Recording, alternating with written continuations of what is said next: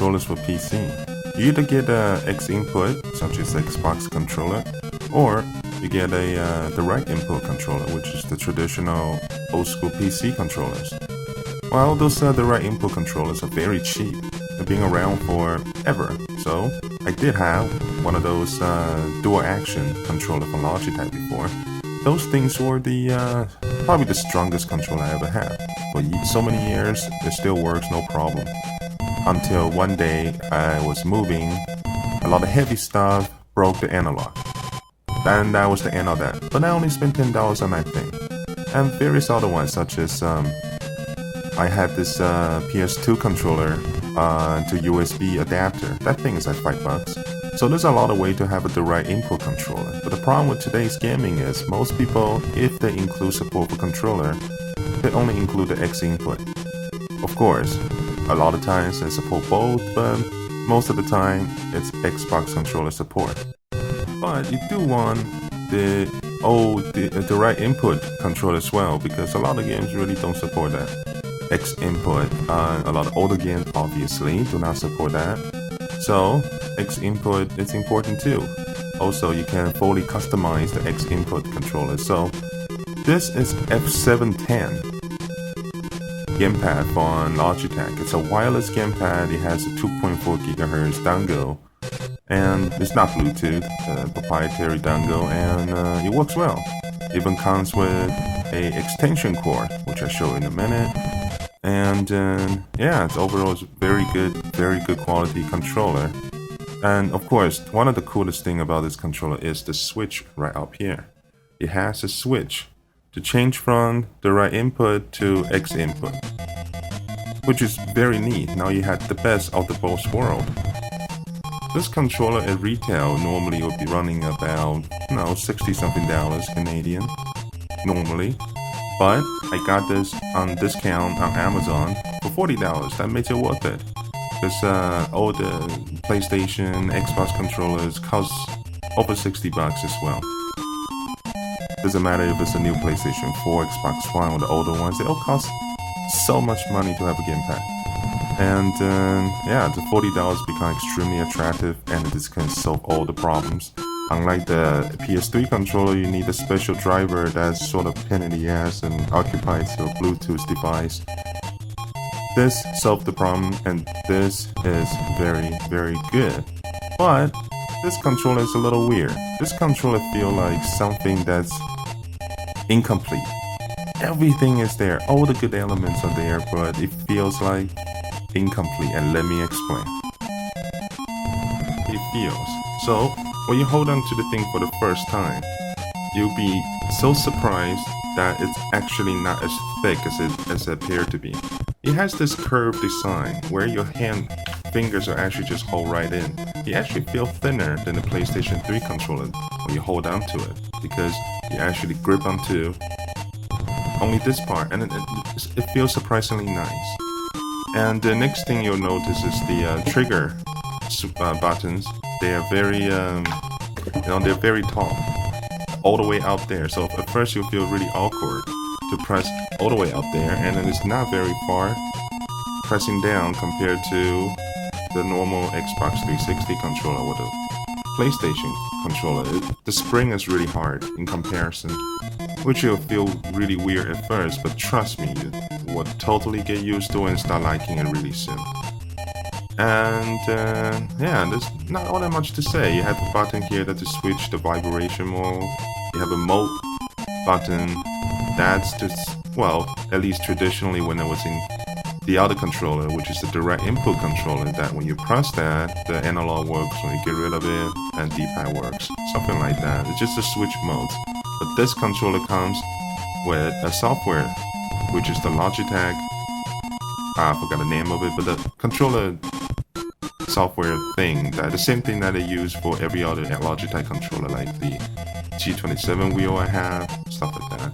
And you can customize all this with the direct input, so that's cool. It's got that middle button. The middle button is the same thing as the like the Xbox 360 center button or the PlayStation 3 center button, so that's cool.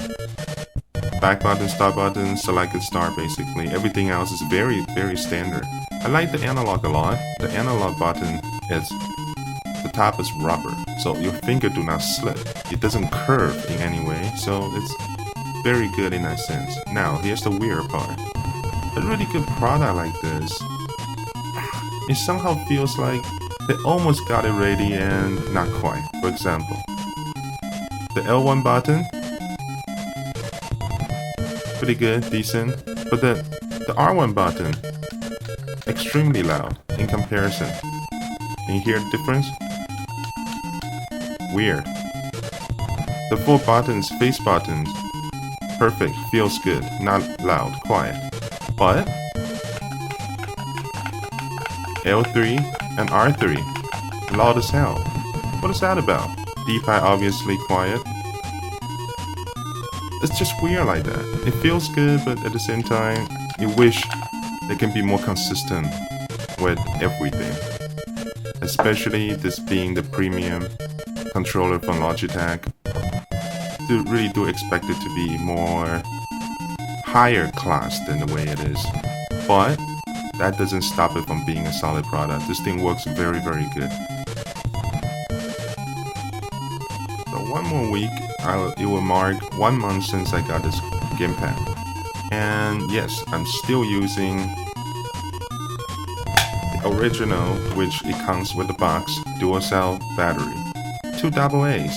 Yeah, that's what it takes to use this Gamepad. Standard AA's.